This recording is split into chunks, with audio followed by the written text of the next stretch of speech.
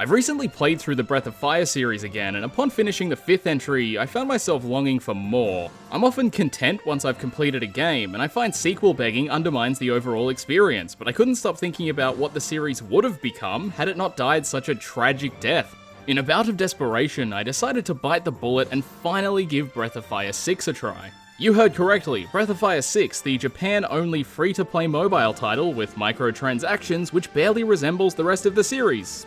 I'm glad they tried to breathe some life back into this fantastic sequence of games, even if it is a mobile entry, because if there's any series that deserves more attention, it's Suikoden, but Breath of Fire would be a close third after Alundra. I can't fully review this game in good faith, as there are no English translations available, and I don't know Japanese, so I may be missing entire features, and I certainly won't be picking up on any story elements. However, I've got to talk about it in some capacity, because Capcom gutted one of my favourite series, and I just need to vent.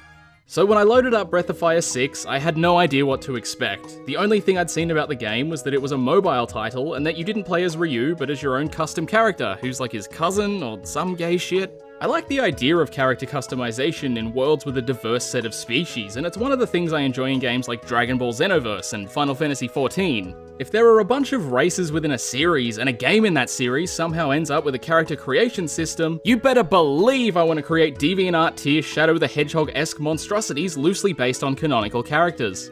So when I saw that I could only create a human in Breath of Fire 6, I was beyond disappointed, and that disappointment was far from over.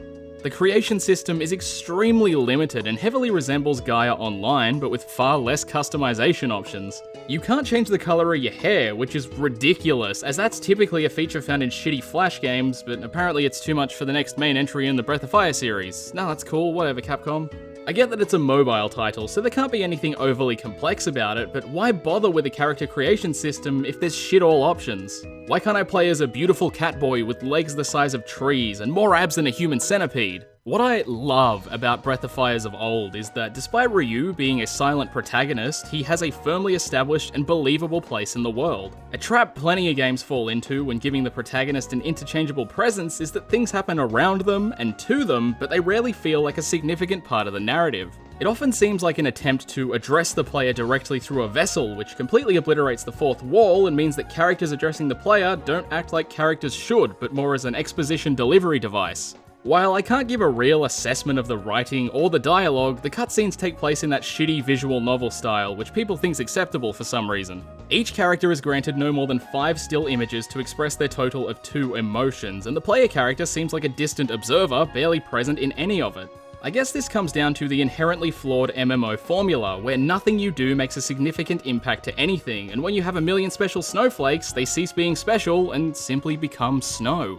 This still pisses me off, and probably more than it should, as Breath of Fire was known for stepping outside boxes and not simply sitting inside like a sexy catboy. Now, the gameplay is an interesting beast, because to embark on an expedition, you require a set number of these energy point things, and you gain one every 3 minutes or so.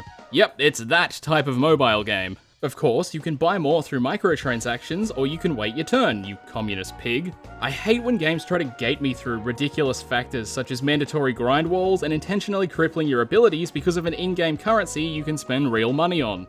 Breath of Fire 6 features both. When you have enough currency to get into a stage, you start on the left side of a short linear map, and you walk to the right. That's the entire fucking game. Enemies typically pop up as you're trying to walk right, and if you tap them, your party will target them and automatically attack until someone dies. You can use special attacks, which feature 15-second cooldowns, but I found they don't even add much to battle and oftentimes will slow progress down. The heals never heal quite enough, and the damage attacks barely do more than the regular attacks you would have dished out in the same time period. Because of the short nature of the levels, an MP system was infeasible, so generic attacks with cooldowns were the semi-functional replacement.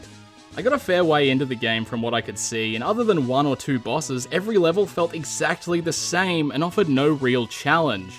There's not much you can do in battle even if you play smart. When enemies attack, they give you a visible area of effect, and generally enough time to get your protagonist out of harm's way. I wish I could say the same for your party members, who are as responsive as a lobotomized rock. This more often than not leads to them dying in stupid, avoidable ways, and leaves your protagonist alone to complete the level.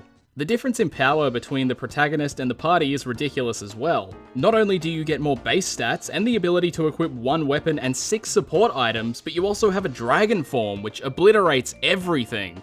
Dragon Power charges as you attack enemies and has a tiered bar which can be activated and sustained for a set period of time depending on the charge. It is a neat way to balance Dragon Powers in a real-time game, but it's so limited and barely charges to a usable point before you complete the extremely short stages. Each map also has a star rank, much like the best game ever created, Angry Birds. It seems to rank you on how fast you wipe out every foe, and I struggled to even get 1 star unless I went back to a stage I was ridiculously overleveled for and blasted ass on some pathetically weak monsters. There's nothing rewarding to character building, class swapping, powering up the dragon, or party formation, and it all makes me a little bit sick knowing this trash exists.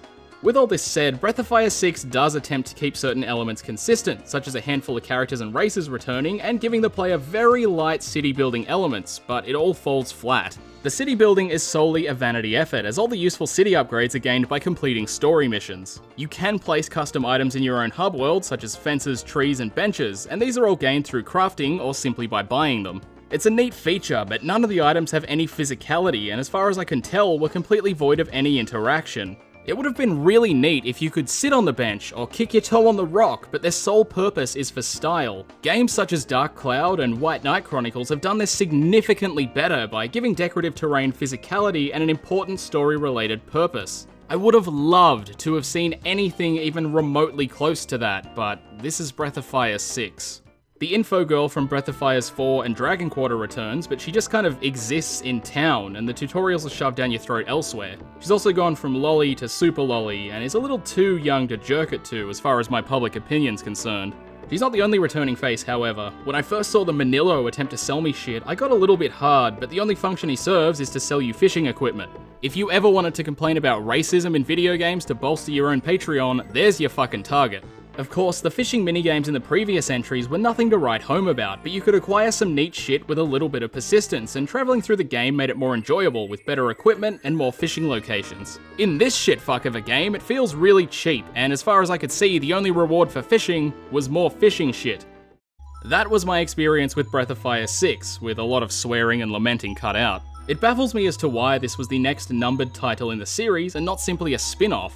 Capcom have created spin-off titles for the series before, and nobody felt betrayed or let down by those, so why stick the next sequential number at the end of this one instead of a generic video game title? Let's take everything I've said and throw it out the window. Let's look at the bright side of this fuckery. Capcom are expressing interest in the Breath of Fire series again. This isn't an ideal situation by any means, but it could become one. Perhaps it's time for the once great Capcom to dip their toe back into the RPG pond, not with a full-blown console release, but with some remakes or ports. I'd love to see Breath of Fire's 3 and 4 end up on Steam and GOG in the short term, and I think that'd be a fantastic way to gauge fan interest and test viability of a new console entry. Square Enix have been doing this of late, and it's certainly working for them. The PC port of Final Fantasy 7 through 10 all look stunning at 1080p and have options to disable random encounters, speed up the game, and a few other accessibility options. Coupled with the ease of access of a digital marketplace, you'd have to be a mouth-breathing mongoloid to not do it, Capcom.